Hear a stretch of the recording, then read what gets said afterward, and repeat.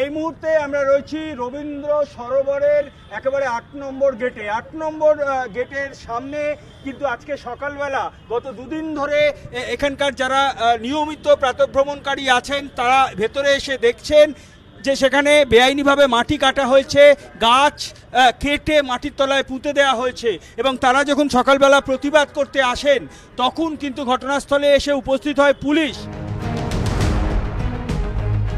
শুক্রবার সকালে রবীন্দ্র সরোবর লেকের ৮ নম্বর গেটের ভিতরের মাঠে গাছ হত্যা করে রীতিমতো তা কবর দিয়ে দেওয়ার অভিযোগ সামনে আসতেই সিএন পৌঁছয় ঘটনাস্থলে। স্তম্ভিত হওয়ার মতো ঘটনা। এই মাঠেই পরিবেশ দিবসে বৃক্ষরোপণ করা হয়েছিল।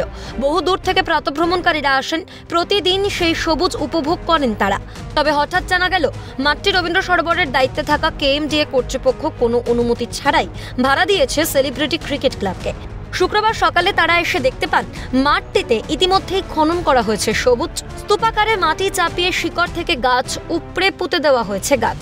যে রবীন্দ্র সরোবর লেকে পেট্রোল ডিজেল চালিত গাড়ি ঢোকা নিষেধ, সেই গেট দিয়েই জেসিবি ঢুকে অবাধে রাতের অন্ধকারে চলেছে এই কাজ।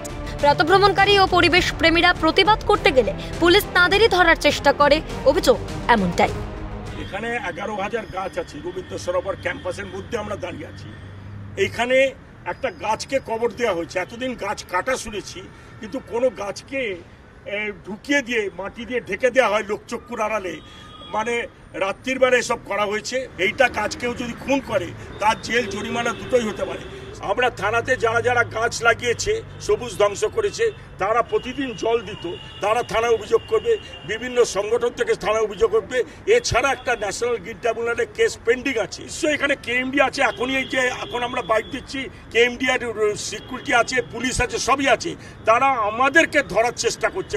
প্রাতঃভ্রমণকারীরা তবু প্রশ্ন তোলেন, বিশেষ করে আঙুল তোলেন কেএমডিএ কর্তৃপক্ষের দিকে। গাছ হত্যা করে মাঠ বুঝিয়ে মাটি চাপিয়ে কোনো ক্লাবকে কিভাবে সরকারি জমি ভাড়া দিয়ে দিতে পারে কেএমডিএ? এটা ন্যাশনাল লেক, জাতীয় সরোবর, কেএমডিএ কাস্টোডিয়ান।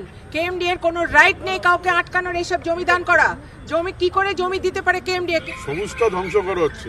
আমরা 5 তারিখে এসে অনেক গাছ লাগিয়ে সেই গাছগুলো এখনো দেখতে পাচ্ছি না। ঠিক আছে, দুদিন আগে যারা সবুজ ছিল পুরো আমাদের ফুসফুস, হ্যাঁ, কলকাতা সাউথ কলকাতার ফুসফুস, হ্যাঁ, সেই ফুসফুসকে যদি আমরা মানে একদম গলা টিপে মেরে দিই তাহলে তো আমাদের এমনিতেই মানে প্রাণ যাবে আর কি, সবারই। বহু মানুষের মতোই এই মাঠে প্রতিদিন প্রাতঃভ্রমণে আসেন সিপিএম নেতা শতরূপ ঘোষ, রবীন্দ্র সরোবর এলাকার বাসিন্দা কংগ্রেস নেতা আশুতোষ চট্টোপাধ্যায়। তারাও ক্ষোভ উগরে দেন রবীন্দ্র সরোবরে এমন সবুজ নিধন নিয়ে। দেখুন, আমার বক্তব্যটা হচ্ছে কি, একটা আপনাদের মিডিয়ার চোখে দুজন মানুষের মধ্যে একজন সেলিব্রিটি একজন নন সেলিব্রিটি হতে পারে, কিন্তু এটা সরকারের চোখে দুজন নাগরিকের মধ্যে একজন সেলিব্রিটি নাগরিক একজন নন সেলিব্রিটি নাগরিক কি করে হয় বলুন তো?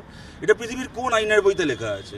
100 বার প্রতিবাদ হবে, 1 নম্বর। 2 নম্বর হচ্ছে এই অন্যায় গোটা কলকাতাবাসী দেখতে পাচ্ছে, এবং যারা পুলিশ, যারা এই ভদ্র লোকগুলোকে অ্যারেস্ট করতে এসছে সকালবেলা, তারাও দেখতে পাচ্ছে, বুঝতে পারছে। আমার সাথে কথা হলো, বলে কিছু করার নেই।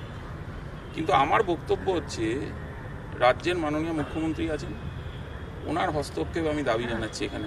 একদিকে এই প্রাতঃভ্রমণকারী পক্ষীপ্রেমী পরিবেশবিদরা রবীন্দ্র সরোবরকে বাঁচাবার চেষ্টা করছে, দক্ষিণ কলকাতার এই ফুসফুসকে তখন ধ্বংসের হাতে ঠেলে দিচ্ছে কেএমডিএ। এমনটাই কিন্তু অভিযোগ করা হচ্ছে। এখানে প্রতিদিন যারা এই রবীন্দ্র সরোবরে এসে প্রাণ ভরে নিঃশ্বাস নেন। এখন দেখার আগামী দিনে এই রবীন্দ্র সরোবরকে বাঁচাতে কেএমডিএ কি উদ্যোগ নেয়। ক্যামেরায় সায়ন্তন চক্রবর্তীর সঙ্গে সুদীপ্ত পাল, ক্যালকাটা টেলিভিশন নেটওয়ার্ক।